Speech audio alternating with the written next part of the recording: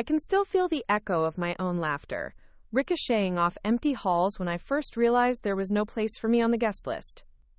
The morning had begun like any other, pale sunlight bleeding through the ornate stained glass windows of the Regency-style manor, the soft hum of preparations in every corner. I'd spent months curating the details, hand-tied bouquets of lilies and ranunculus, silk ribbons woven through the pews, a harpist tuning to the key of our love story. This was supposed to be my day, our day.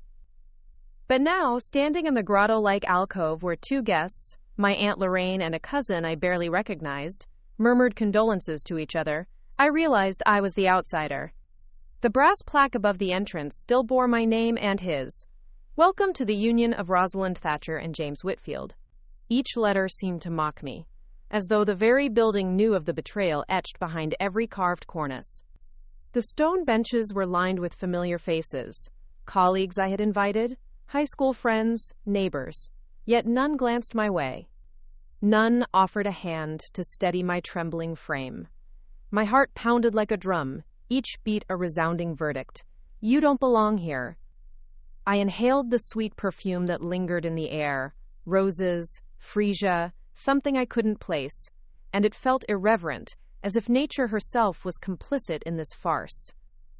On the polished marble floor, a scattering of rose petals created a path to the altar, where my fiancé, James, waited in a tailored tuxedo that fit him like a second skin. But when he saw me, his eyes darted away, fixating on the officiant's podium as if he'd never laid eyes on me before. A tremor ran down my spine. My name caught in my throat. I pressed my palm against the cool stone of the wall, steadying myself as the organist struck the first chord of Pachelbel's canon. A ripple ran through the gathered guests. I should have been next, floating down the aisle in a gown of ivory lace, carrying the weight of anticipation on my shoulders. Instead, I was trapped in the shadows. A sudden surge of warmth washed over me, and with it, a flicker of defiance ignited in my chest. This was my story, and I refused to let it be a tragedy written by someone else. I stepped forward, lifting my chin so that the light caught the glint of the sapphire pendant at my throat, a gift from my grandmother, whose belief in me had never wavered. The guests shifted uncomfortably, thrown by my presence. James's jaw clenched. My hand tightened around the folds of my skirt as I walked the length of that petal-strewn aisle, each footfall a declaration. I am here. I will be heard. He saw me then, truly saw me, for the first time that morning, eyes widening with a mix of guilt and surprise. His mother, seated in the front row, froze mid-whisper. My bridesmaids exchanged puzzled looks. The officiant stammered, flipping through the pages of his script, as though searching for a clause that would nullify my intrusion. I paused at the altar, letting the hush descend like a curtain. I had rehearsed my vows in my head 1,000 times, but this moment demanded a new script. I drew in a steadying breath, and when I spoke, my voice was firm, resonant with every ounce of the strength I'd hidden behind those invited smiles. James, when I asked you to marry me, I believed in a partnership built on trust and respect. These walls witnessed our laughter, our arguments, our quiet moments of dreaming about a future together. He swallowed hard, and the guests leaned in as though I were about to deliver some great performance. But if love is more than words, more than promises whispered under moonlight, then it must be tested by truth. A murmur rippled through the room. Rosalind, what are you? James began, but I raised my hand to still him. I learned this morning that our union meant less to you than these arrangements. You barred me from the very ceremony meant to honor us. You replaced my place at the altar with strangers, yet expected me to stand silent and still, as though I were not worthy of an explanation. The air crackled. Spectators swallowed. I felt the pulse of anticipation. This was the dramatic moment I'd never wished for, yet here it was, unfolding like a slow-motion collision. But I refuse to vanish into a story someone else writes for me. If this house is no longer a home for our love, then I will find a new purpose for it, one that honors every ounce of effort I poured into these walls. The final chord of the canon struck a resonant note, and the organist's hands stilled. The hush deepened, heavy as judgment. I stepped back, turning away from James with deliberate calm. The lineage of grand parties, weddings, and sorrows that these walls held would not remain trapped in this betrayal.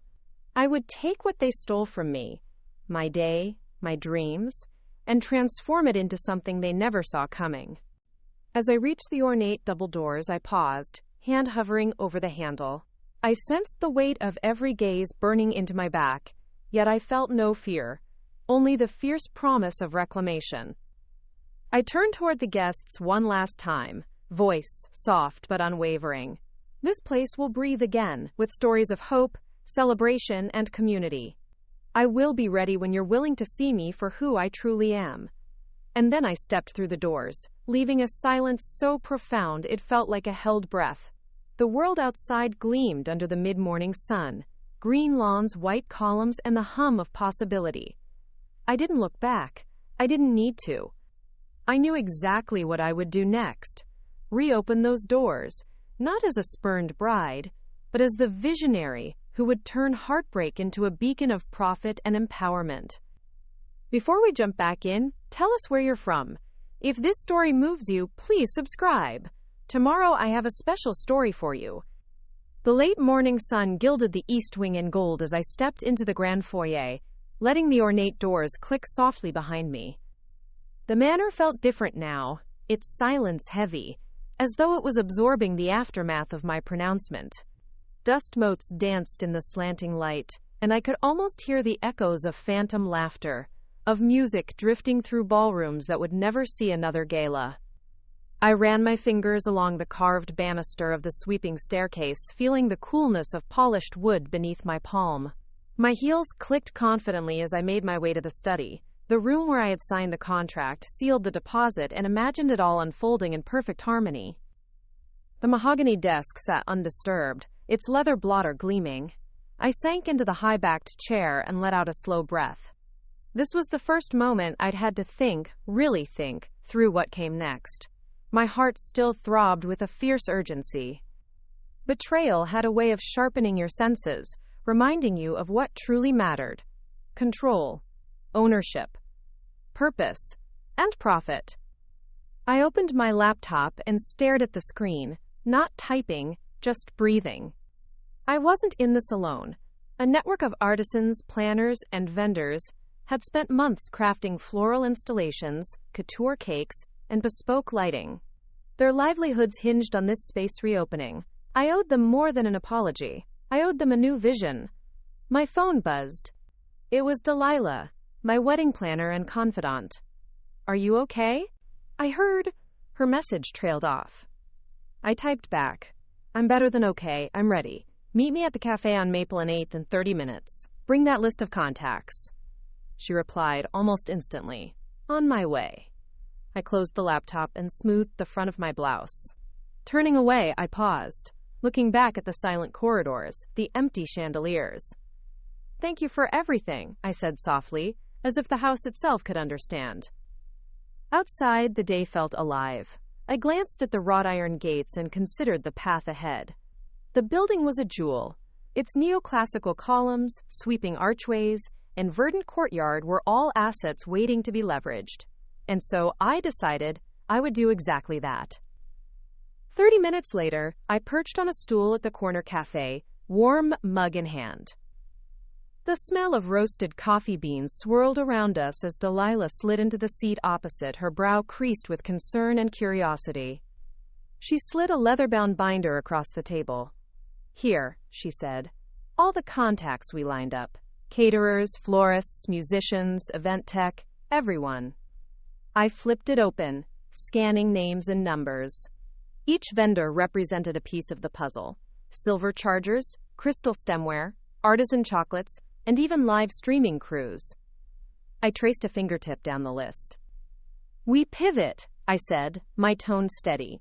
"We market this as a premium event venue. Think corporate retreats, charity galas, film shoots, pop-up art exhibitions. The price point has to reflect the manor's grandeur. We'll rebrand as the Whitfield Estate, a historic landmark reborn." Delilah's eyes widened. "Isn't that, after what happened? Isn't that his name?" I sipped my coffee, letting the steam swirl around me. "Our names are carved into that plaque." Whether he acknowledges it or not, I own this space. Besides, the Whitfield estate has a ring of nobility. It sells. She nodded slowly, excitement creeping into her features. Okay, let's do this. We can start with a launch event. Invite industry insiders, social media influencers, perhaps even a mini film festival. We'll showcase the space's potential. I smiled. It was coming together. Already I could picture the montage. Sunlight filtering through stained glass, guests mingling under crystal chandeliers, camera crews capturing every elegant detail. And beneath it all, my heartbeat. A pulse of vindication. We'll need capital to bridge the gap until bookings come in, I continued. Line up short-term financing. I'll reach out to my lawyer and finalize the contracts. I want a 30% deposit on every booking, non-refundable. If they want the venue's magic, they pay for it. Delilah tapped her pen against the binder. I'll draft the proposals and send them to your team. Should we consider a teaser campaign on social media? Absolutely, a series of behind-the-scenes glimpses. Artisans installing floral arches, chefs plating canapes, lighting designers adjusting their cues. We'll launch with a countdown, reopening this spring. Delilah's gaze flicked toward the street. You know, some people might see this as spite, using your own wedding venue after being barred from it. I leaned back, folding my arms. Let them see. Hell, let them think I did it for revenge. But when the bookings flood in and they ask, who's behind this incredible venue, I'll step forward, and I'll be unstoppable. She grinned. I knew you were something special, Rosalind. I set my cup down, resolve radiating from me. Not special, resourceful, tenacious. Now let's get to work. Because by this time next month, Whitfield Estate won't just be a name on a door. It will be the most sought-after space in the country. As we left the cafe, Delilah by my side, I felt a thrill of anticipation. The first step was always the hardest, bridging that gulf between a dream born of heartbreak and a reality fueled by ambition. I glanced back toward the manor's silhouette on the horizon, its windows gleaming. My next move: assemble my team, secure financing, and launch a marketing blitz that would leave the industry breathless. Time was ticking, and every second counted. But I thrived under pressure. Sweeping my hair back, I whispered to myself, let the world prepare. My vision is about to come alive. And with that, I set off down the street, ready to turn betrayal into business triumph, but unaware that the greatest challenges still lay ahead. The following days blurred into a frenetic dance of planning sessions, contract negotiations, and marketing strategizing. Every morning, I awoke before dawn, anticipation flooding my senses like the first rays of light through the manor's drawing room windows. The Whitfield Estate was no longer merely a building. It was the battleground on which I would reclaim my narrative. First on the agenda was securing financing. I arranged a meeting with Jonathan Price, a well-known investor with a reputation for backing ambitious hospitality ventures. His office, with its panoramic glass walls overlooking the city skyline, was polished and imposing. When he asked why I, a bride turned betrayed, wanted to repurpose a wedding venue, I didn't flinch. Because it's unique, I replied, presenting a meticulously designed pitch deck. We'll position it as a multi-use estate, hosting everything from high-end corporate retreats to film location shoots. The revenue streams are diverse and robust.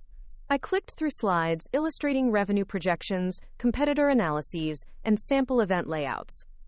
Jonathan's steepled fingers tapped the tabletop, his gaze appraising.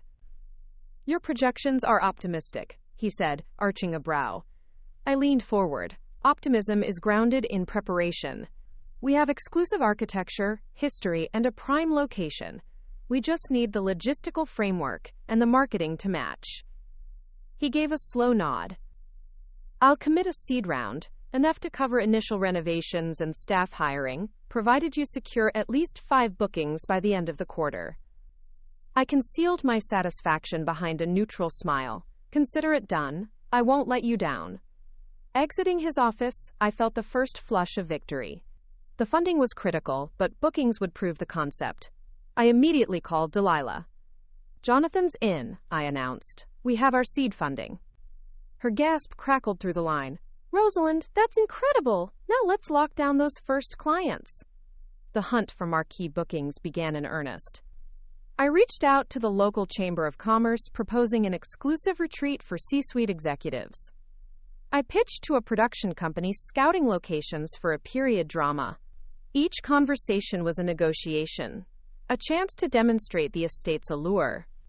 Over cups of artisanal tea in the manor's sunroom, I'd shown them photographs of the sweeping gardens, the ornately frescoed ceilings, the vintage library, every detail a selling point. Meanwhile, the social media teaser campaign launched with strategic precision. A series of short, cinematic videos appeared across LinkedIn, Instagram, and niche event planning forums. One clip showed morning light filtering through stained glass, another captured a table setting of gleaming silver and dewy roses. I watched the engagement metrics climb: likes, shares, inquiries, and allowed myself a moment of triumph. But just as momentum seemed unstoppable, I hit my first roadblock. An inquiry came from a tech startup for a weekend hackathon, a potentially lucrative booking. Yet the lead organizer insisted on a clause in the contract, allowing them to punish me with liquidated damages if the venue failed to meet their exacting audiovisual requirements. It was steep and non-negotiable. I frowned at the clause, fingers drumming on the mahogany desk. This was a test. Accept draconian terms to secure the booking, or walk away and risk the projection goals I'd promised Jonathan. I paced the study, mind racing. Every decision carried weight. If I conceded too much, I jeopardized profitability. If I balked, I risked missing my targets and losing Jonathan's trust. I paused by the window, looking down at the manicured courtyard where sunlight danced on the fountain's waters. Then, clarity struck. I would propose an alternative, a tiered pricing plan. The startup could choose a basic package, at a lower rate with minimal AV support, or pay a premium for full custom setup supervised by my team. It was fair, and it protected my interests. I drafted the amendment, my hands steady despite the pressure. My phone buzzed with other inquiries. A local film crew, a high-profile nonprofit, even a rival wedding planner exploring the space for elopement shoots. Each potential booking represented both opportunity and risk. 2 days later, I sat in my office with Delilah, reviewing the revised contract. My heart thundered as the organizer read the changes. Finally, he exhaled and said, "This works, we're in." Relief washed over me, followed by exhilaration. That booking counted. 4 more to go. But as celebrations bubbled beneath the surface, an unexpected email arrived. It was from James's legal counsel, demanding I cease using the Whitfield name or face litigation for trademark infringement. My pulse spiked. The next battle had arrived. I leaned back, determination hardening within me. If they thought legal threats would scare me off, they hadn't met Rosalind Thatcher. I picked up my phone and dialed my lawyer. "Get me a meeting tomorrow morning. We have a trademark to defend." In my chest, my heart beat with relentless resolve. They could threaten, intimidate, or litigate, but they couldn't take my vision. I would fight for every inch of this estate. And when I emerged victorious, I'd prove that a spurned bride could become an empire-building entrepreneur. The late afternoon light dimmed as I hung up. Beyond the window, storm clouds gathered, a portent of the legal storm to come. But I welcomed the challenge. After all, I thrived when the stakes were highest. And so, with the first major booking secured and a lawsuit looming, I stood at the precipice of a new chapter, ready to defend my territory and unleash the estate's full potential. Dawn broke over the Whitfield estate with a hush that felt both delicate and foreboding. The first droplets of rain from the approaching storm pattered against the tall, mullioned windows of my study, where I sat poring over legal briefs. My lawyer, Simone, had delivered a grim assessment. James's counsel claimed exclusive rights to the Whitfield estate name, citing dormant trademarks from decades past. If I didn't act fast, they could secure an injunction to halt all bookings and marketing. I traced the embossed letterhead of the cease and desist letter, letting its weight sink in. This was more than a corporate quibble. It was his attempt to strip me of every advantage I had fought so hard to reclaim. My vision, my venture, all threatening to unravel in court. But setbacks were nothing new to me. The same adrenaline that had fueled my first confrontation, standing at the doors of my own wedding, surged again. I would not be silenced. Simone cleared her throat, drawing me out of my reverie. Rosalind, you have two clear paths. Challenge their claim or rebrand entirely. Both carry risks. I leaned forward, eyes glinting. I refuse to rebrand. The Whitfield name embodies our story, my story, and the legacy I'm building. We'll fight. We spent the morning drafting responses, scouring trademark records, and preparing to prove my rights through use in commerce. I recalled the countless emails I'd sent, the social media posts, the press teaser videos, all evidence that the estate's revival was already in public view. My team would compile affidavits from vendors and clients, documenting each referral to the Whitfield estate under my management. By midday, I stood on the terrace overlooking the garden, wind whipping through my hair. Below, the crew was installing outdoor lighting for the first marquee event, a non-profit gala scheduled for 2 weeks away. I watched as technicians hung rows of Edison bulbs among the ancient oak branches. It symbolized hope, resilience, and the endurance of something built to last. Then my phone buzzed. The tech startup confirmed the final payment had cleared. That booking was secure. Only 3 more to satisfy Jonathan's conditions. Relief and pressure mingled in my chest. My assistant, Marcus, arrived with a stack of recruitment resumes. We need to finalize the events coordinator and head chef if we're to uphold our service standards, he said. Candidates start interviews tomorrow. I nodded, ushering him into the study. Schedule them back to back. I want the best team in place. He glanced at the rain outside. Robin Reed, the chef you shortlisted, based her portfolio on high-end weddings. She's intrigued by the alternative concept, corporate retreats and film shoots. Might need some persuading. I smiled. I'll convince her. After all, if she can transform a manor ballroom into a Hollywood set, she's exactly who we need. Marcus lingered. Also, Simone says we should consider temporary alternative branding, just in case, like a tagline, the estate at Whitfield Hall or something. I shook my head. No, we fight. As we finalized the interview schedule, my gaze drifted to the looming clouds. Lightning flashed in the distance, illuminating the silhouette of the manor's cupola. A storm was coming, both meteorological and legal, and I intended to weather it. The rest of the afternoon vanished in a blur of phone calls, with Simone, with prospective clients, and with press contacts teasing the upcoming launch. Each conversation was an exercise in confidence and persuasion. I repeated our tagline, a gestalt of heritage and modern luxury that would set the Whitfield estate apart, and could almost feel the momentum building. That evening, as the rain began in earnest, I convened my core team in the library. The scent of old leather and damp earth mingled with the hushed thunder outside. Delilah, Marcus, and Simone sat around the carved oak table, notebooks and tablets at the ready. I stood at the head of the table, heart racing with resolve. Tomorrow, Robin Reed will tour the kitchens. Then we finalize the menu for the gala. Simone will file our response to the cease and desist.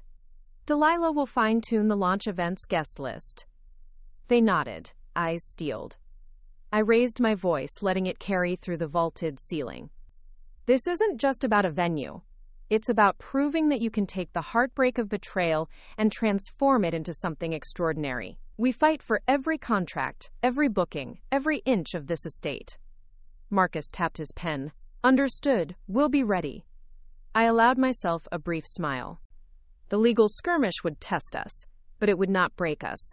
We had vision, tenacity, and the first marquee booking in hand. The thunder rolled like a war drum, announcing the battle lines. As I stepped away from the table, the rain streaked the stained glass windows, painting the room in muted colors. I straightened, brushing imaginary dust from my blazer. Tomorrow's dawn would require everything I had, and then some. I left my team to prepare, wandering to the parlor where the fireplace stood cold. I knelt before the hearth, imagining the flames I would soon light in every room to welcome guests. This house, once a symbol of my exclusion, would burn bright with celebration and success. Thunder rattled overhead. I stood and whispered, "Let them come, I'll be ready." The dawn broke cold and silver above the Whitfield estate, the storm's remnants clinging to the manicured hedges like ghostly lace. My nerves crackled with anticipation as I guided Robin Reed through the cavernous kitchen, her sharp gaze taking in the gleaming copper pots and the industrial-grade ovens I'd fought to install. "This space is remarkable," she mused, gesturing toward the extended prep stations. "But hosting a corporate summit lunch and a celebrity wedding back-to-back, the logistics are intense." I matched her gaze with quiet confidence. "We're equipped for the challenge, and if anyone can orchestrate it, you can." She considered me, a small smile playing at her lips. "All right, I'll draw up a menu that can adapt to both formal plated dinners and casual networking brunches. But I need to bring in 2 sous chefs, one for savory, one for pastries. The timeline is tight." I nodded, already calculating staffing costs in my mind. "I'll approve the hires. Your assistant chef, Camille, has the skill set we need, and I've lined up a pastry specialist from the city. Introduce them next week." Her smile widened. "Deal." As Robin departed, her heels clicking, I sank onto a bar stool and exhaled. The kitchen was secured, the legal response drafted, and 2 out of 5 bookings confirmed. But the path ahead looked mountainous. I retreated to the study, where Simone was waiting with news from the court clerks. I'd submitted evidence of prior use, and they were scheduling a preliminary hearing in 3 weeks. 3 weeks to prove my claim, and keep the estate's name alive. I ran my hands through my hair. "We need to push our bookings up. Every new contract is evidence of active use." Quote. Simone tapped her pen. "Agreed. I'll expedite outreach to the film production you pitched. They were interested in shooting the period drama here. Confirm that, and it'll bolster our case." I picked up the phone, adrenaline surging. My fingers dialed the production company's line, and within minutes, I was negotiating day rates, insurance requirements, and set construction schedules. By noon, they'd agreed to a site visit next Tuesday. That was 3 bookings and a demonstration of significant commercial use. 2 more to go. The estate's library, with its rows of leather-bound volumes and soaring ceilings, became my war room. Under the afternoon light, I plotted projected cash flows, staffing rosters, and contingency plans. Every detail mattered. Each decision could make or break the venture and my case in court. By late afternoon, Delilah joined me, excitement lighting her eyes. "The Chamber of Commerce has agreed to host their executive retreat here. They need 4 days, 10 breakout rooms, and full catering. I think we've got them." I closed my notebook with a decisive snap. "That's 4 down." Delilah let out a whoop. "This is incredible, Rosalind." "But..." I silenced her with a smile, then gestured toward the desk. "1 more, and we hit the target." That evening, as I reviewed the week's progress in the foyer, I felt a surge of triumph. The estate pulsed with energy. The glint of construction lamps in the courtyard, the hum of generators in the kitchen, the distant sound of Robin's team experimenting with flavors. I allowed myself a moment to savor the crescendo, then lifted my phone to record a quick behind-the-scenes clip for social media. My voice was breathless with excitement as I spoke to the camera. "Welcome back to the Whitfield Estates rebirth journey. We've just secured 4 major bookings: corporate retreat, hackathon, film shoot, and nonprofit gala. 1 more to go." I ended the clip with a flourish before pausing. The metrics on my dashboard flickered upward. Engagement soared. This story took us a long time. If you like it, subscribe. Now back to the story. I set the phone aside and descended the sweeping staircase to the courtyard, where the set designers were erecting scaffolding for the promotional shoot. Floodlights cast dramatic shadows across the rose arches. I inhaled the scent of damp earth and fresh blooms, a reminder of every challenge I'd overcome. But as the night deepened, my phone buzzed with a message that sliced through the triumph.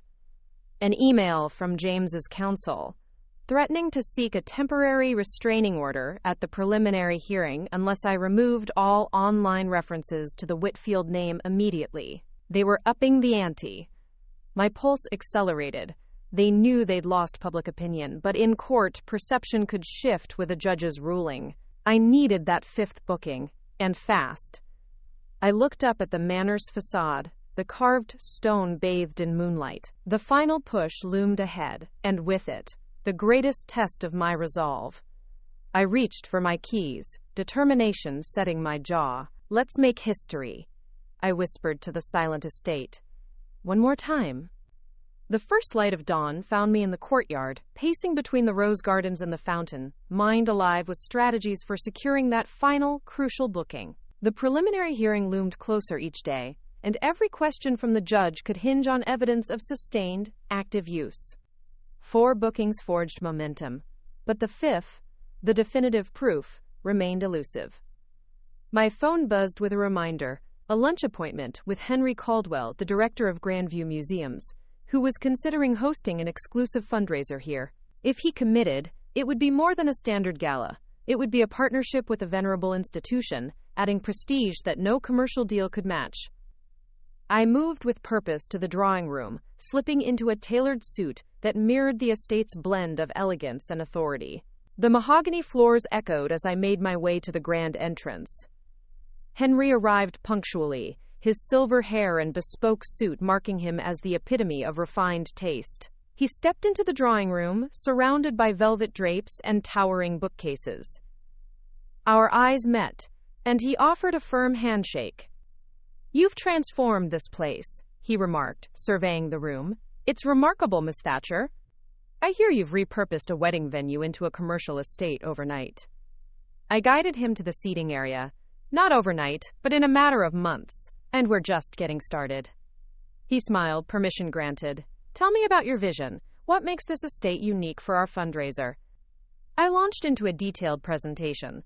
The interplay of historic architecture and modern amenities, the bespoke concierge services, the multimedia capabilities for live auctions.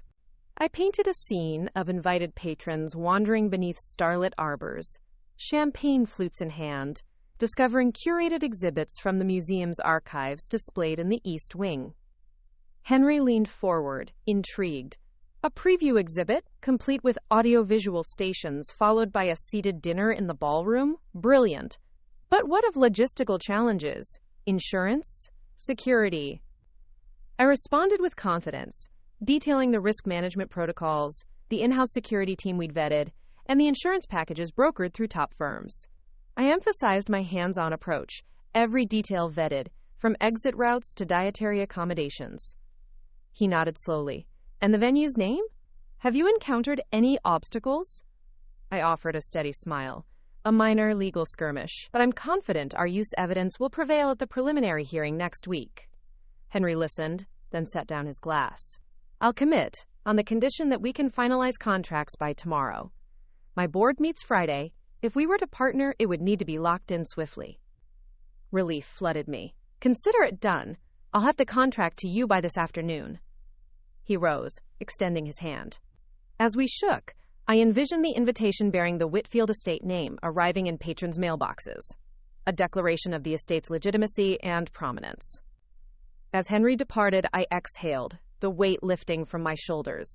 That 5th booking would seal the deal for Jonathan, for the court, for every vendor and team member invested in this dream. But I refused to rest. Any delay could give James's counsel fodder for argument. I sprinted to the office, drafting the contract with seasoned precision. The afternoon saw the agreement executed, funds transferred, and the museum's logo added to the stock marketing materials. The county clerk's office would soon have another affidavit to add to their files. That evening, I convened the team in the restored conservatory, now outfitted with projection screens and seating. Under glass ceilings streaked with twilight, I announced the news. Grandview Museums is officially on board. 5th booking. We've met Jonathan's requirement. Cheers rose among Marcus, Delilah, and Simone. Glasses clinked with imported champagne. The estate buzzed with triumph as the final puzzle piece slid into place. Yet as the celebration peaked, a message from my lawyer extinguished the glow. The judge had expedited the preliminary hearing to tomorrow morning. There would be no additional weeks to secure evidence. The court needed to see the contracts now. I pinched the bridge of my nose. This was it, the crucible where my months of effort would either forge a new legacy or crumble under legal weight. The team gathered, their expressions shifting from elation to concern. I squared my shoulders. "We have everything. 5 bookings, signed contracts, vendor affidavits, marketing evidence. Tomorrow morning, Simone and I will present. Delilah gripped my arm. You did it. I smiled, though my mind raced. We did it. The night stretched ahead as I reviewed the binder of exhibits in the library, the rain pattering against the stained glass ceiling. Each page was a testament to resilience. Invoices, emails, social media analytics, signed NDAs. I arranged them meticulously, ready for the legal presentation at dawn. As midnight approached, I finally closed the binder, exhaustion woven with adrenaline. I stood by the fireplace, its embers long cold, and whispered to the manor's silent stones, "Tomorrow, we win." And with that promise echoing in my bones, I climbed the stairs to my quarters, knowing that at first light the fate of the Whitfield estate would be decided, and with it the final vindication of my journey. The sun had barely crept above the horizon when I stood before the courthouse steps, clutching the binder of exhibits like a lifeline. My tailored blazer was sharp, its crisp lines reflecting the steel edge I felt inside. The rain from last night had drenched the marble steps, leaving puddles that glinted in the dawn light. A small crowd of reporters clustered near the entrance, cameras pointed upward, expecting drama. I gave them a brief, composed nod before stepping into the lobby. Inside, Simone and I checked in with the court clerk, who motioned us toward the waiting room. The walls were paneled in dark oak, portraits of stern-faced judges gazing down, reminding me that the law was all about precedent. My heart pounded, but my expression remained calm. "You ready?" Simone whispered, offering me a supportive smile. I inhaled deeply, as I'll ever be. We were escorted into the courtroom, where James sat flanked by his legal team, looking smug in his bespoke suit. His gaze flicked to me, surprise and indignation mingling on his face. I returned his stare with cool determination, no trace of uncertainty. The judge, a woman with silver hair pulled into a tight bun, called the session to order. The clerk read the charges. Trademark infringement by unauthorized use of the Whitfield name. Simone rose first, presenting our timeline of events. Your Honor, we submit evidence of continuous use of the Whitfield estate name in commerce since our launch campaign began 3 months ago, she said, presenting the binder. Included are 5 executed contracts with leading clients, marketing materials, press coverage, social media metrics, and vendor affidavits. These documents demonstrate established goodwill and consumer recognition under the Whitfield estate name. She passed copies to the judge, who flipped through them with a discerning gaze. James's counsel countered, arguing the dormant trademark had not been properly licensed, but Simone anticipated each point with meticulous rebuttals. When it was my turn, I stood, laying a hand on the binder. Your Honor, as the rightful owner of the venue and initiator of all commercial activity under the Whitfield estate name, I have the legal and moral right to use and profit from this designation. The public now associates the name with a flourishing events venue, not merely historical land. The judge peered over her glasses.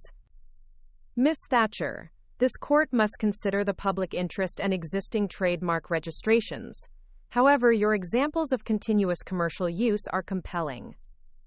James's counsel tried one last gambit, a question about a minor gap in social media posts. I squared my shoulders and answered, acknowledging the gap due to staging renovations but highlighting that the contract dates and press coverage filled the record. Silence filled the courtroom as the judge considered. The seconds stretched like hours. Finally, she tapped her gavel. I find that the evidence of use in commerce meets the threshold for establishing secondary meaning in the Whitfield estate name. The motion for a preliminary injunction is hereby denied. Miss Thatcher may continue using the name pending further proceedings. A wave of relief and triumph surged through me. Simone exhaled, eyes shining. James's counsel slumped, his face paled. Outside, the flashbulbs popped as reporters jockeyed for position. I gathered my binder, offering the judge a respectful nod. Thank you, Your Honor. In the lobby, Simone and I embraced. The crowd parted as I stepped out into the cool morning air. Delilah and Marcus were waiting, their faces alight with excitement. You did it! Delilah cried, pulling me into a hug. We did it, I corrected, looking at each of them. This is just the beginning. Later that day, we held a debrief at the manor. The storm had passed, leaving the gardens glistening. Under the east wing portico, the team gathered, toasting with flutes of champagne. I raised my glass. To resilience, to vision, and to the Whitfield estate, may it thrive beyond any doubt. We drank, laughter weaving through the air like musical notes. The weight I'd carried for so long lifted, replaced by a buoyant sense of possibility. But even as celebration echoed through the halls, I knew challenges remained. Expanding operations, managing multiple high-profile events, maintaining quality, each held its own risks, and James's legal team would surely return for a full trial. But today, I had won a critical battle. That evening, I walked the dimly lit corridors, now peaceful, imagining the future. Editorial features, glowing client testimonials, the manor's reputation soaring. In my mind's eye, I saw the restored ballroom filled with music, the gardens alive with laughter, and the Whitfield estate name on the lips of the elite. As I reached the grand front doors, I paused, hand on the brass handle. The tagline I had crafted echoed in my mind, "Where history meets modern luxury." With a final deep breath, I stepped outside into the crisp night, ready to guide my empire into its next glorious chapter. Morning light filtered through the stained glass windows of the manor's chapel, casting kaleidoscopes of color across the marble floor. Normally, this space would resonate with the hush of wedding guests, hushed whispers of joy. Today, it stood solemnly empty, a quiet reminder of the very ceremony that had been stolen from me. But I no longer saw it as a void. I saw opportunity. My first order of business was an editorial feature. A friend at Heritage and Lux magazine had offered me a spotlight piece, The Rise of the Whitfield Estate. If published this month, it would coincide with the upcoming gala, maximizing publicity. I composed an email to the editor, weaving in anecdotes of the legal victory and the strategic pivots that had propelled the estate forward. I hit send with a sense of purpose, visualizing the glossy spread and the buzz it would generate. Next, I convened a site tour for the film crew, producing the period drama. The crew arrived in vans with equipment rolling down the gravel drive. They shuffled into the chapel first, imagining scenes of candlelit ceremonies and grand declarations of love under the arching ceilings. I watched the director's eyes light up as he inspected the pews and gazed at the ornate carvings. "This is perfect," he murmured. "We can transform it into a cathedral set for the big climactic scene. How soon can we start building the set?" I checked my notes. "We can begin prep tomorrow. Construction crews are on standby. You'll have exclusive access for 3 days." He nodded, already picturing cameras tracking down the aisle. As the tour continued into the East Wing, where the museum exhibition would be hosted, I noticed a small group of art students sketching the frescoed ceilings. Their quiet focus reminded me that the estate had grown beyond a business venture. It had become a cultural hub. I captured a few photos on my phone, planning to include them in the magazine feature and on social channels. By afternoon, the shoot wrapped and the crew piled back into their vans. I shook hands with the director and offered my gratitude. "We can't wait to see the final cut here on location." Heading back to the study, I found Delilah and Marcus in a heated discussion over finances. They looked up as I entered. "What's the status?" I asked. Marcus gestured to the spreadsheet projected on the screen. "We're tracking all revenue and expenses meticulously, but our burn rate on renovations is higher than expected. It's manageable, but we need to prioritize which areas to finish next. The ballroom's restoration is nearly complete, but the guest suites in the West Wing still need significant work." I leaned forward, tapping a pencil against my lip. Balancing revenue generation with renovations was critical. Each dollar spent on aesthetics had to yield a return. "What's the projected revenue from the upcoming events?" I asked. Delilah clicked through her tablet. "The gala, the film shoot, the fundraiser. They guarantee significant income. But the chamber retreat extends over 4 days at premium rates. If all goes well, we'll cover renovation costs by next quarter."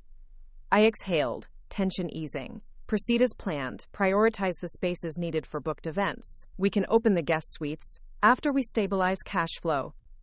They nodded, clarifying tasks, and I retreated to the library for my next move, securing talent for the launch gala. The nonprofit fundraiser was high stakes. We needed a headline speaker, a luminary whose presence would drive ticket sales and lend gravitas. I reached out to a renowned philanthropist, known for championing historic preservation. Within the hour, his agent confirmed interest, pending a site visit. I arranged the visit for the next morning and drafted a briefing document highlighting the estate's mission, including my vision of cultural revitalization. This wasn't just a business pitch. It was a narrative of transformation that resonated with values of heritage and community. Later, I slipped into the manor's conservatory, lit by afternoon sun. I reflected on how far I'd come, from the betrayal at the chapel's threshold to orchestrating major cultural events.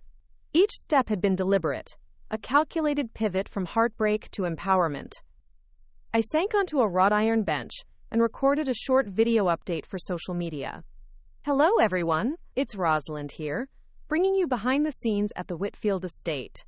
We're thrilled to have a film crew on site and to welcome our keynote speaker for the upcoming fundraiser. Make sure to secure your tickets soon. Space is limited. I ended the video with a warm smile, then sent it off, imagining the shares and comments it would garner. As evening approached, I prepared for the philanthropist's visit. I selected vintage crystal glasses, polished the silver service, and arranged a tasting menu with Robin Reed's bespoke canapés. Everything needed to be flawless. Standing at the door to greet him, I practiced my introduction, poised, gracious, yet subtly persuasive. The key was not to oversell, it was to weave the estate's story into his philanthropic interests, heritage, community, cultural stewardship. He arrived at twilight, stepping into the courtyard where lanterns glowed softly. He paused, captivation evident in his posture. Miss Thatcher, he began, extending his hand, this place is beyond expectation. I guided him through the chapel, the gallery, and into the dining hall, watching as he absorbed every detail. Over canapés, we discussed the importance of preserving historic landmarks and engaging the public in cultural experiences. Each point of connection deepened his interest. By the end of the evening, he stood on the terrace overlooking the gardens, nodding thoughtfully. I'm honored to be part of this event, he said. Count me in as your keynote. Quote, Starlight flickered overhead as I thanked him, relief and pride flooding me. That booking and his endorsement would propel ticket sales and amplify the estate's prestige. As he departed, I stood alone in the courtyard, the night air cool against my skin. The journey from spurned bride to cultural visionary had reached a pivotal moment. The final chapters of this saga were unfolding, each page written with strategy, grit, and unwavering belief in the estate's potential. I turned with a sense of completion, yet anticipation thrummed beneath my skin, because every victory opened new horizons, and the story was just beginning to take its most riveting turns. The first chill of autumn whispered through the trees as I walked the perimeter of the Whitfield estate, mind racing with details for the upcoming fundraiser.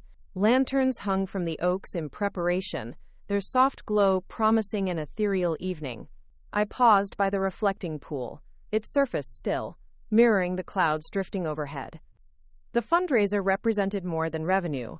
It was a statement, to the community, to potential litigants, and to myself, that the estate stood as a beacon of cultural revival. Every detail had to resonate with elegance and authenticity. My next call was to Robin Reed, to finalize the menu for the gala dinner. I found her in the kitchen's test area, surrounded by assistants tasting delicately plated hors d'oeuvre. The scent of truffle and rosemary filled the air. Robin, I called softly, may I have a moment? She looked up, wiping her hands on her apron. Of course, Rosalind. I laid out the final seating chart and dietary notes. 70 guests, including VIP donors and media. I want a seamless progression. Canapés on the terrace, then a seated dinner in the hall. Each course should tell a story, heritage ingredients, modern techniques. And we need a vegan option that's groundbreaking. Her eyes shone. I have just the idea. Roasted root vegetable terrine with candied fennel pollen and a velouté of smoked chestnuts. It's seasonal, imaginative, and aligns with the estate's narrative. I nodded in approval. Perfect, let's run it. She smiled, already instructing her team. I left her to her artistry, and headed to the library to review press materials. The Heritage and Lux feature draft had arrived, laying out the estate's transformation from a spurned bride's heartbreak to an entrepreneurial triumph. I read each line, nodding at the narrative arc that underscored resilience, vision, and community impact. Author's note in the margin: the ascent of the Whitfield estate has been nothing short of a modern fairy tale. Under Ms. Thatcher's leadership, the venue has become a nexus for culture, commerce, and creativity. My chest swelled. This was the kind of storytelling that attracted high-profile attention. Late morning, I hosted the philanthropists team for a site walkthrough to fine-tune logistics. We discussed lectern placement, AV requirements, and VIP seating arrangements. Each nod and head tilt confirmed our readiness. By midday, I convened the execution meeting in the staff quarters. Everyone from catering to lighting to security assembled around the long table. I laid out the timeline. 4 p.m. guest arrival and welcome cocktails by the reflecting pool. 5:30 p.m. seated dinner in the ballroom. 7 p.m. keynote address in the chapel. 7:45 p.m. live auction in the gallery. 8:30 p.m. closing remarks in the conservatory. Marcus updated staffing assignments, ensuring every station was covered. Delilah confirmed media placements. Simone reviewed her docket, court dates for the full trial scheduled in 3 months. I concluded the meeting with a simple directive: excellence is our only option. This event will be a testament to our collective effort and the estate's unique allure. Leave no detail unattended. The team dispersed with purpose. I slipped away to change, donning a tailored evening gown that balanced understated sophistication with a touch of drama, a reflection of my journey. As the afternoon sun dipped low, lanterns flickered to life, and a string quartet took their positions near the reflecting pool. Guests arrived, greeted by mien of quiet opulence. I circulated, greeting donors, journalists, and board members, weaving conversations that highlighted the estate's mission and future plans. By dinner, the atmosphere was charged with enthusiasm. The crystal chandeliers cast a warm glow over the linen-draped tables, each adorned with centerpieces of seasonal blooms. Robin's dishes unfolded with seamless precision, each course met with nods of approval. When the time came for the keynote, I stepped aside as the philanthropist took the podium in the chapel, his address eloquent and stirring. He spoke of the importance of preserving history, of spaces that connect past and present. His words echoed off the vaulted ceiling. Then came the live auction. A serenade painting by a local artist sold for 5 figures. A week-long writer's retreat generated spirited bidding. Each hammerfall was a victory, not just for the museum, but for the estate's capability to draw passion and investment. The evening closed in the conservatory, where small groups lingered over dessert wines, discussing partnerships for upcoming seasons. I watched from the edge, heart full. The event was a triumph, a chain of perfect notes culminating in an ovation of success. But as I prepared to leave, Delilah intercepted me with a concerned glance. She whispered, "We just received an anonymous tip. Someone's planning to film a segment about a scandalous wedding drama here. Might be a tabloid crew." My pulse quickened. Negative publicity could sink the momentum. I straightened, composing myself. Find out who it is, and if they're legitimate press, vet them. If not, no cameras on the grounds. She nodded, disappearing into the shadows. As midnight approached, the last guests departed, leaving the manor bathed in moonlight. I walked the corridors, the echo of the evening's triumph still resonant. Yet the tip loomed, a reminder that every success carried its own risks. Standing before the grand doors, I whispered to the silent estate, "Rest tonight. Tomorrow, we remain vigilant. Our legacy depends on it." And with that vow, I stepped into the cool night, ready for whatever twist awaited in the next chapter of my journey. The morning light at Whitfield Estate had a diffused, golden glow that spoke of renewal, just what I needed after last night's gala triumph. Yet, as I walked across the dew-kissed lawns, tension knotted in my stomach. The tip Delilah mentioned loomed large in my mind. The tabloid crew could tarnish our hard-earned reputation. I made my way to the study where Delilah awaited, laptop open and frown in place. "What did you find?" I asked, settling into the high-backed chair. She scrolled through her screen, It's from Curio Watch, a web series that covers viral scandals. They're pitching a story on the quote, who turned her betrayal into a venue empire. They want an exclusive interview, behind the scenes, the whole redemption arc angle. I closed my eyes briefly. Controlling the narrative could actually benefit us if we managed it. Invite them under strict terms. An exclusive feature, but we retain editorial oversight. And no camera crews anywhere except designated areas. Quote, her eyes lit with cautious optimism. That could drive traffic. Highlight the estate's success. I nodded. Arrange a meeting tomorrow morning. I'll decide the format and scope.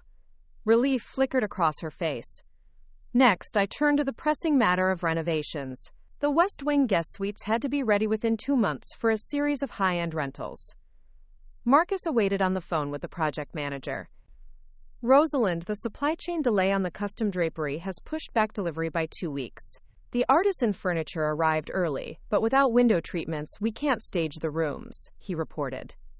I pinched the bridge of my nose.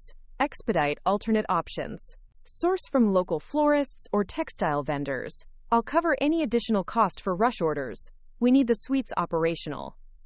He sighed in relief. Understood. I'll make calls now. I hung up, reminded that in business, flexibility was as vital as vision. The afternoon saw me in the chapel, preparing for the Curio Watch visit. I selected talking points.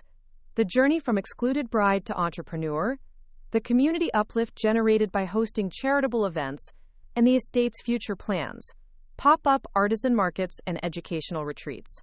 Each point crafted to reinforce empowerment and cultural stewardship. When the Curio Watch crew arrived, they were sleek, professional, far more respectful than I'd anticipated. Their host, a poised woman named Elena, greeted me warmly. Miss Thatcher, thank you for inviting us. Your story is extraordinary, she said, camera operator and sound engineer in tow. I guided them through the estate, controlling start and stop points. We shot segments in the grand foyer, the library, and the gardens. Elena asked insightful questions, her tone balanced between curiosity and respect. As the interview wrapped in the conservatory, Elena lowered her recorder. Your narrative reframes heartbreak as opportunity. That's powerful. Our audience will resonate with that. I smiled.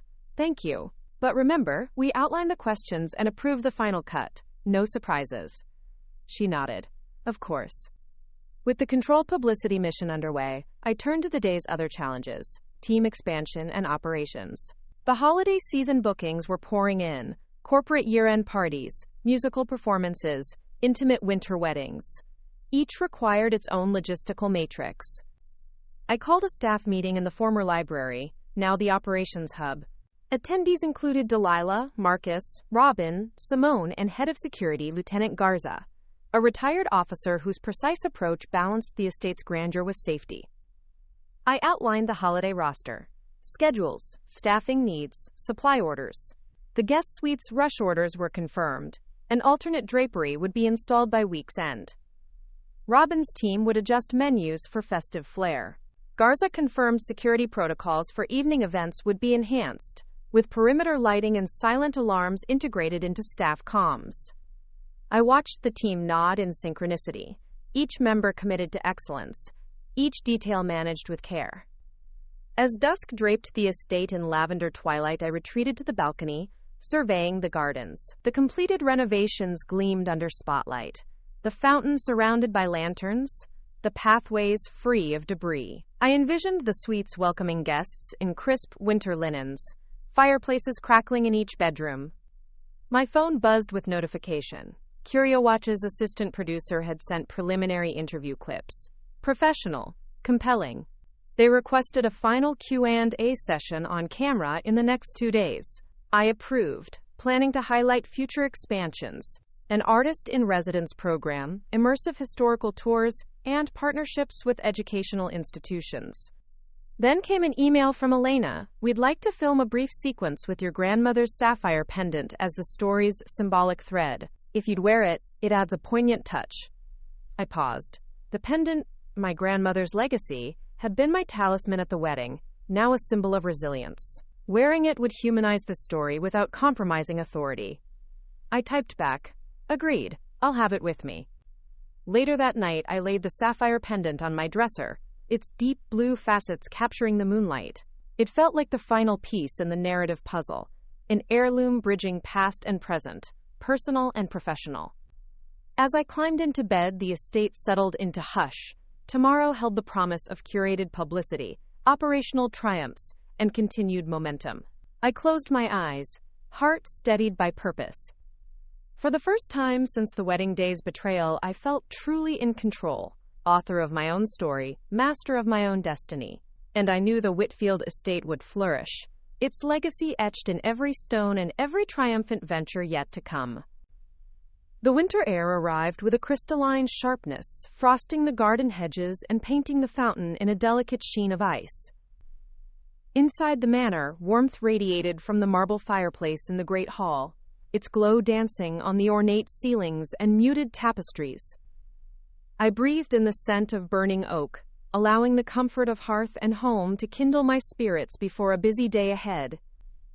First on the agenda was a site tour for a luxury fashion brand scouting locations for their winter catalog shoot.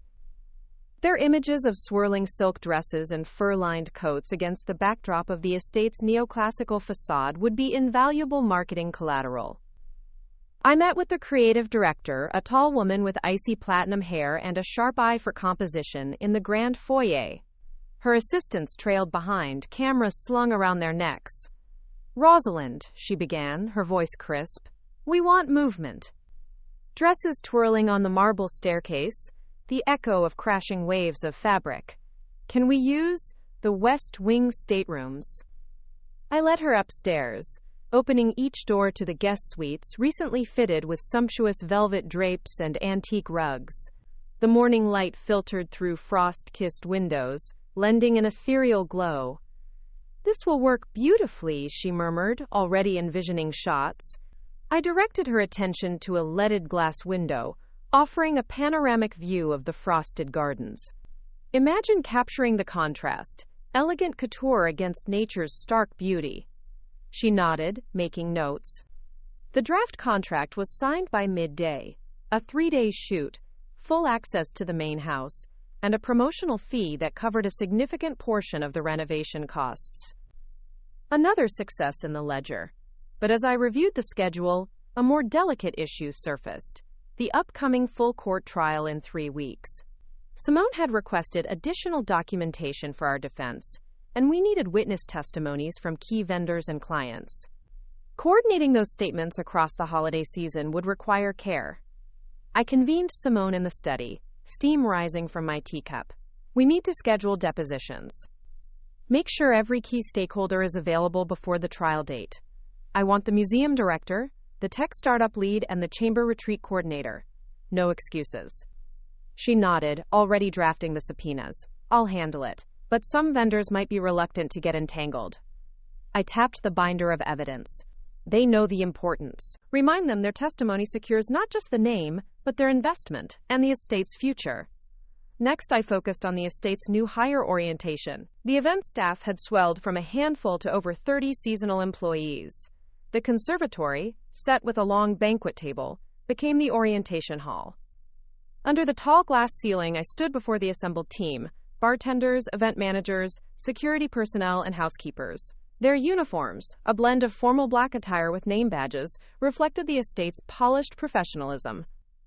"Welcome to the Whitfield estate family," I began, voice echoing off the glass walls. "You are the ambassadors of our vision. Every guest who steps through these doors will be guided by your service, expertise, and passion." Heads nodded attentively. "We have a busy season ahead: fashion shoots, corporate retreats, fundraisers, and intimate winter weddings. Each event demands precision and warmth. I expect excellence in every action, from greeting guests to executing final toasts. Remember, we're not just offering a venue, we're offering an experience that transforms lives and preserves history." Applause rippled through the room. After orientation, I retreated to my quarters, noting a message on my phone. CurioWatch had finalized their edit and planned to broadcast in 2 days. The episode title, "From Bride to Baroness: The Whitfield Estate Revival." My social media team scheduled cross posts and teasers. I considered the upcoming trial, the season's demands, and the estate's growing reputation. The pace was relentless, but each victory fueled the next. That evening, I walked down to the chapel. Snowflakes drifted past the stained glass windows, their colors splashed across my coat. Inside, candles flickered on the altar. I closed my eyes and replayed the day's milestones, letting gratitude warm me. My grandfather's pocket watch, an heirloom left to me alongside the sapphire pendant, ticked in my coat pocket. I retrieved it, cradling its golden casing. The ticking felt like a heartbeat, marking time's passage and the endurance of legacy. I whispered, "Every second counts, and we've made each one matter." Outside, the silent estate lay cloaked in snow, a winter wonderland brimming with promise. As I returned to the manor's embrace, I felt a quiet confidence. The trial would test us, the season would challenge us, but the Whitfield estate had proven itself more than a venue. It was a testament to resilience. And so, as the embers in the great hall glowed softly, I rose and resolved, no matter the trials ahead, I would protect this legacy with every ounce of strength. The story was no longer about being barred. It was about breaking barriers. A hush settled over the grounds of the Whitfield estate that morning, broken only by the distant hum of snowplows along the driveway and the soft crunch of my boots on the frost-coated gravel. Winter had deepened, the meticulously manicured gardens now blanketed in white, and the manor's stone facade glowed softly in the pale sunrise. Today was proof day, the day of the full court trial. Everything I had fought for hinged on the evidence Simone and I would present. I arrived at the courthouse early, the binder of witness affidavits and exhibits secure in my satchel. The preliminary victory had given us momentum, but this now was the crucible. The trial's scope included not only trademark claims, but also a challenge to my equitable title as the estate's proprietor. James's counsel argued that my initial deposit and planning contract did not convey full ownership rights, despite my meticulous contract records. The courtroom's oak-paneled walls felt oppressive, the hush laden with anticipation. James sat across the aisle, his posture stiff, arrogance temporarily replaced with uncertainty. Simone and I conferred in low tones before taking our seats. The judge entered and took her seat, her presence commanding. The clerk called the trial to order, and James's counsel began with opening statements, painting me as opportunistic, attempting to capitalize on a failed marriage for profit. When it was my turn, Simone rose first, delivering a series of affidavits from the principal clients, Grandview Museums, the tech startup, the chamber retreat, the film production, and the Philanthropists Foundation, each attesting not only to the lodge name's use, but also to their contractual relationships, which explicitly identified me as the sole entity authorized to make venue decisions. Next, she introduced certified copies of bank transfers, deposit slips, and correspondence between my legal team and James's prior counsel, detailing property transfer terms. The courtroom fell silent as Simone concluded. I stood, smoothing the lapel of my blazer. Your Honor, every document presented has a clear chain of title and transaction. My initial planning contract became the binding purchase agreement upon deposit clearance, as stipulated in Clause 14B of the contract, which James's side is fully aware of. The judge interjected, asking clarifying questions about contract clauses. I answered precisely, referencing page and paragraph numbers. My voice was confident, resonant with command. James's counsel attempted to counter with a technicality, a missing notarization on an ancillary document. Simone anticipated this, and we had secured a supplemental notarization affidavit that morning, which she presented without pause. As the afternoon light dimmed, the judge listened intently. Then, she gave each side closing opportunities. When it was my moment, I spoke from the heart. Your Honor, this estate has transcended its bricks and mortar to become a vessel of community, art, and commerce, a vision born from dedication, resilience, and unwavering belief. To rule against my rights here would disregard the very ethos of property law, which recognizes equitable interests established through clear, continuous, and public use. Thank you. The judge thanked us and adjourned the court session for deliberation. Simone and I exchanged relieved glances. We had marshaled every resource, every testimony. The final verdict would come tomorrow.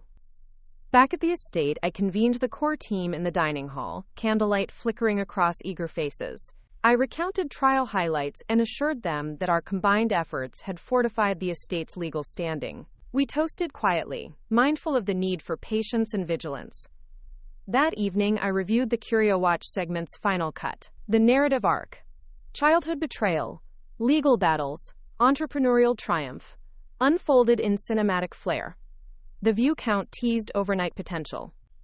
I approved it for broadcast, anticipating a surge of interest.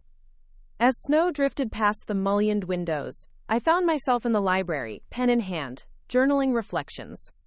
Each challenge, from the chapel's gazillion wedding snafu to the boardroom pitches, had woven resilience into my character. The estate reflected that journey. When I finally retired, sleep was elusive. Images of courtroom arguments and the manor's gleaming halls danced behind my eyelids. At dawn, I made my way to the chapel for a moment of quiet. The stained glass glowed in the early light, each color a reminder of the stories held within these walls. I bowed my head in gratitude and steeled my spirit for the verdict that would define the estate's future and my legacy. The outcome awaited, but no matter the decision, I knew that I had forged an empire from heartbreak. And an empire, once built on such foundation, could never truly be dismantled. Morning arrived crisp and clear, the snow replaced by a thin glaze of ice that sparkled under pale sunlight. Today was the day of the trial's verdict, but I refused to let anticipation hamper my responsibilities. I had a scheduled pop-up artisan market to oversee. Local craftspeople were setting up booths along the corridor, connecting the manor's east wing to the courtyard. As I greeted each artisan, a potter displaying heirloom-inspired ceramics, a jeweler crafting bespoke pieces from estate-found vintage metals, a weaver whose wool captured the season's softness, I felt the estate's mission come alive. This was community building at its finest, a tangible expression of the cultural hub I'd envisioned. Between visits to the booths, I took quick calls from Simone. She had arrived at the courthouse early, ready for the judge's pronouncement. I moved through the courtyard's lantern-lit path, the scent of simmering mulled cider drawing me toward the pavilion, where vendors sold warm drinks. I found Delilah sampling a spiced cider. She looked up, concern and excitement mingling in her eyes. "You ready for news?" she asked.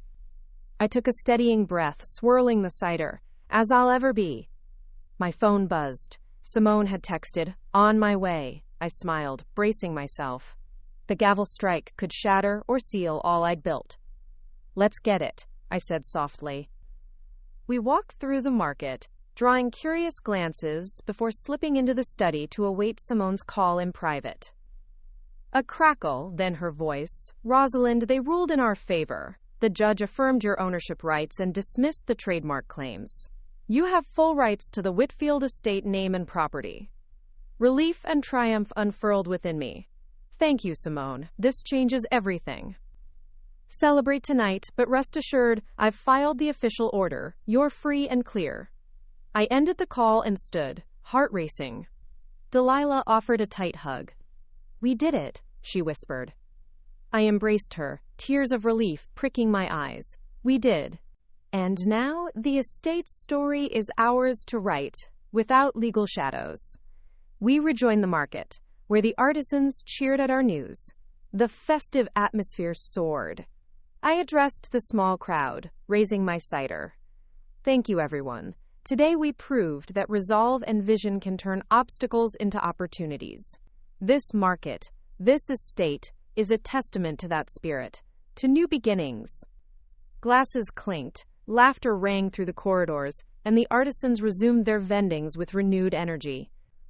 The rest of the afternoon was a whirlwind of approvals, public announcements, social media releases, press statements. The verdict made headlines as, "Bride's Empire Prevails, Whitfield Estate Secures Ownership in Landmark Ruling." By evening, I had orchestrated a modest celebration in the gallery, a showcase of fine art borrowed from the museum funder, and limited edition pieces from the artisans. The pillars glowed under uplights. Champagne sparkled in flutes. I circulated, toasting journalists, artisans, and my core team. Each handshake reaffirmed the estate's promise, a collaborative space for creativity and community. Later, I stood alone in the gallery, gazing at the artwork. Paintings of the estate's exterior, sculptures made from repurposed wedding decor. It was poetic justice. My heartbreak had birthed an artistic renaissance. Though the formal trial had concluded, my work was far from over. I envisioned expansion plans, a writer's retreat, a historical archives center, and even a culinary school in honor of Robin's exceptional cuisine. The empire would grow. Retracing my steps through the library, I paused by the thick oak desk, where I had first drafted the venue pivot after my wedding calamity. I placed my hand on the blotter, feeling the indentations of plans etched into my memory. The journey from that fateful morning to this triumph had tested every fiber of my being. Yet, each challenge, legal battles, financial hurdles, operational crises, had only sharpened my resolve. And now, the Whitfield estate stood unassailable, its name forever entwined with empowerment and innovation. As twilight descended, I stepped onto the terrace, the crisp night air swirling around me. Lanterns flickered in the gardens. The manor's windows glowed like beacons. I whispered to the moonlit walls, "We've broken every barrier, and the future is ours to shape." Quote. And with that vow, I turned and walked back into the manor, ready to lead my empire into its next majestic chapter. The early dawn mist clung to the ancient oaks lining the driveway as I stepped out for my morning walk, savoring the clarity of a new day. With the legal storm behind me, the Whitfield estate felt reborn. Not merely a venue, but a testament to transformation. My stride was purposeful, each breath crisp, the manor's silhouette, a familiar companion against the pastel sky.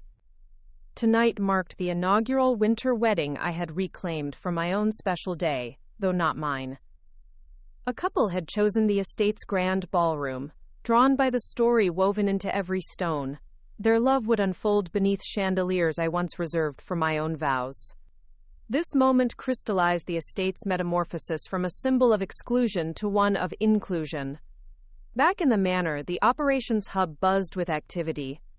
I entered the former library, now repurposed as the event command center, where Delilah and Marcus reviewed the wedding's timeline. The digital screen displayed a sleek flowchart: guest arrival at 6 p.m., ceremony at 6:30, reception at 7 o'clock, first dance at 8:15, and a sparkler exit at 10:30. Everything on schedule, Delilah reported, her eyes bright. Good, no surprises tonight, I replied, smoothing the lapel of my coat. Marcus looked up. The heat in the ballroom has been adjusted, staff briefed, and the florist's winter roses have just arrived. Robin is monitoring the kitchen's timing for the caviar station. I offered a nod of approval. Let's make this the kind of wedding people tell legends about. With logistics confirmed, I retreated to the gallery, now showcasing a crescendo of local artists' winter-themed works. I paused by a sculpture of wrought iron and glass, its curves echoing the frost patterns on the windows. A soft knock sounded, and Simone entered, her expression warm. The judge signed off on the final order this morning. You're officially clear, no appeals pending. I exhaled, relief mingling with gratitude. Thank you, Simone. I couldn't have navigated this without you. She smiled. It's been quite the journey, and now your legacy is secured. We shared a quiet moment before the bustle of the day reclaimed us. By late afternoon, I oversaw the wedding rehearsal in the ballroom. The couple, Eleanor and Jasper, practiced their walk down the aisle, rows of velvet chairs facing the frescoed apse. I stood at the altar, observing their nervous smiles and gentle glances. Afterwards, I approached them. Welcome to the Whitfield estate. This is where stories are born and celebrated. I trust tonight's glow will make your wedding unforgettable. Eleanor grasped my hand. We're honored, Rosalind. Your story inspired us. I felt a warmth spread through me. Pride not from personal triumph, but from enabling others' happiness. As twilight deepened, I retreated to the ballroom's antechamber, where I changed into evening attire befitting the occasion. A sparkling gown of midnight blue, a subtle nod to the sapphire pendant at my throat. My team was in position. Ushers at entry points, staff polishing glasses, and the quartet tuning their instruments. The ceremony began at precisely 6:30, the doors opening to reveal Eleanor in an ivory gown, her train trailing behind her like a whisper. The guests rose in a silent wave of admiration as she walked toward Jasper, who waited under the floral archway. I watched from the balcony, the memory of my own barred entrance replaced by this moment of pure inclusion. At the altar, vows were exchanged, a promise of devotion echoing through the vaulted ceiling. I felt the estate itself breathe, as if acknowledging a new chapter written by love rather than betrayal. The reception that followed was electric. Laughter and conversation swirled beneath the glittering chandeliers. The caviar station shimmered under incandescent light. Robin's menu surprised guests with a harmonious interplay of tradition and innovation. I made my rounds, toasting with wine and sharing in the jubilant expressions. As the clock neared 10:30, I guided the couple to the grand stairwell, where sparklers awaited. The doors opened onto the courtyard, which glowed under festoon lights. Guests lined the path, sparkler tips ignited in a tunnel of luminescence.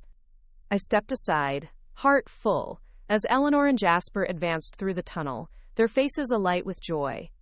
They paused at the gate, turning to me. "Thank you, Rosalind, for everything," Jasper called above the rustle of excitement. I smiled, my voice carried on the crisp night air. "Congratulations. May your story here be as enduring as this estate itself." They disappeared into the night, the sparklers burning down to embers. Silence returned to the courtyard, broken only by the distant sound of music. I wandered under the archways, recalling how once these gates had closed on me, and now welcomed countless stories of love and triumph. Under the moonlit sky, I glanced up at the Whitfield crest engraved above the entrance, its letters standing tall against the stone. In that moment I understood. The estate's true power lay not in its walls or name, but in the stories it housed, and the resilience it embodied. And as I turned to leave, I whispered to the night, "Our greatest tale is still unfolding." The dawn of the final day of my formal residency at the Whitfield Estate's helm dawned bright and clear, an auspicious sign for the journey's culmination. Today, the manor would host an exclusive members-only culinary symposium, an event I had conceptualized months ago to spotlight the convergence of history, gastronomy, and entrepreneurship. It was the perfect capstone to this chapter of transformation, a testament to how I had reclaimed every shard of my shattered wedding dreams and forged them into something magnificently new. I woke before first light, the stillness of the manor enveloping me. In my quarters, the sapphire pendant lay atop my writing desk, its deep blue radiance a source of inspiration. I retrieved it, fastening it carefully around my neck, the cool metal warming as it rested against my collarbone. Stepping into the corridor, I passed through rooms filled with memories. The library where Simone and I prepared for legal battles. The study where initial plans took shape. The ballroom where so many dreams, mine and others, had been celebrated. Each space whispered echoes of trials conquered and chapters closed. My first stop was the Grand Kitchen, now my kingdom of culinary innovation under Chef Robin Reed's expert guidance. The clatter of pots and whir of mixers greeted me, a symphony of potential. I surveyed the lineup, artisanal breads proofing in baskets, local cheeses arranged like sculptures, and ingredients sourced from small farms across the countryside. The symposium's focus would be on farm-to-table ethos, sustainability, and narrative-driven cuisine, a theme that mirrored my ethos of story-driven enterprise. Robin looked up from a commission of pastry work, powdered sugar dusting her apron. "Morning, Rosalind. Everything's on track for the symposium. We'll begin with a tasting tour of seasonal preserves, followed by a demonstration of heirloom grains, and conclude with a masterclass in antique dessert recipes." Quote, I nodded, eyes gleaming. "Perfect. Let's open the doors at 10. As the sun climbed, I moved through the manor, greeting staff and ensuring every detail was in place. In the drawing room, press photographers set up backgrounds featuring the estate's crest and the event's branding. In the gallery, art installations by local artisans were positioned to complement the culinary stations. At 10 o'clock sharp, velvet ropes parted to welcome a curated audience: food critics, influencers, historians, and local dignitaries. The air hummed with anticipation. I took my place at the lectern in the Great Hall, heart steady. "Welcome to the first annual Whitfield Estate Culinary Symposium," I began, voice resonant, carrying through the vaulted ceiling. "This estate represents more than brick and mortar. It represents the power of transformation. Just as our menu today marries tradition and innovation, my journey here has blended heartbreak and ambition into a legacy that celebrates community, creativity, and culinary excellence." Applause followed, warm and genuine. I stepped aside as Robin led the tasting tour, narrating each course's historical roots and modern reinterpretation. Guests moved through the rooms, engaged in demonstrations and sampling creations from the manor's renovated kitchens. Throughout the day, I made my rounds, discussing sustainability with a museum curator, exchanging notes on event design with a fellow entrepreneur, and sharing homage to ancestral recipes with local chefs. Each conversation underscored the estate's evolution into a nexus of culture and collaboration. By mid-afternoon, the symposium reached its apex, a panel discussion in the chapel, now reborn as an intimate lecture hall, on Building a Legacy: Lessons from the Whitfield Estate. I sat alongside panelists: the philanthropist who funded the museum exhibition, the Grandview Museum's director, and a historian who had researched the manor's origins. We spoke of vision, resilience, and community impact. The question and answer session overflowed with curiosity. Attendees asked about legal strategies, operational pivots, and the balance between preserving history and driving innovation. I reflected on the long road from that fateful barred wedding morning to the present, standing, no longer an outsider, but a master of ceremonies in my own legend. As the symposium wound down, I retreated to the terrace once more, watching guests mingle in the gardens. White tents fluttered in the breeze, stalls offered locally made preserves, and musicians tuned for an evening performance of chamber music beneath swaths of fairy lights. I stood alone for a moment, trailing a hand across the carved stone balustrade. A sense of completion accompanied by the thrill of new horizons filled me. The journey that began with rejection had birthed an empire, an estate that transformed heartbreak into art, legal battles into victory, and personal betrayal into collective celebration. Robin found me there, a warm smile on her face. "They're packing up the demo stations, but the musicians will start soon." I turned to her, my heart full. "It's been an extraordinary year. I couldn't have done it without you all." She nodded, pride shining in her eyes. "Here's to the next chapter." I gathered my gaze on the manor, the culmination of my vision and determination.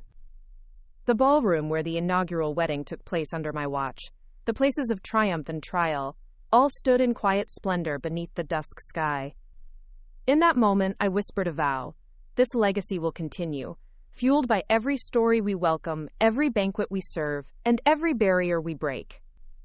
The first notes of the chamber ensemble drifted through the courtyard, and I let their melody envelop me. Tonight I celebrated not just the end of a story, but the promise of countless new beginnings. 2 more great stories are next. Don't miss them. Subscribe and turn on notifications.